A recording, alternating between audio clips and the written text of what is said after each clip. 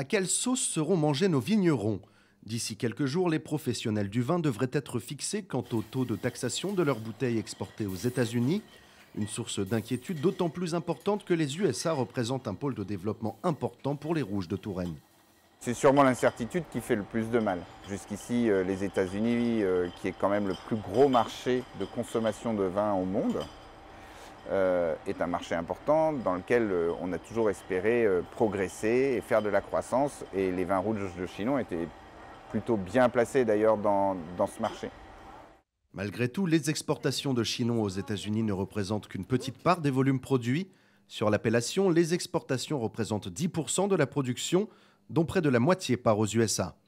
Autre crainte cependant, si les taxes s'avèrent élevées, le vin finalement resté en France risquerait de déréguler le marché.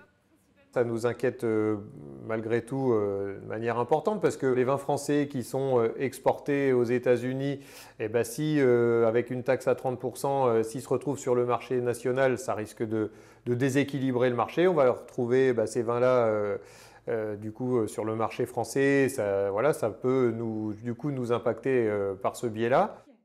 La nouvelle taxation américaine sur les vins français devrait tomber d'ici quelques jours.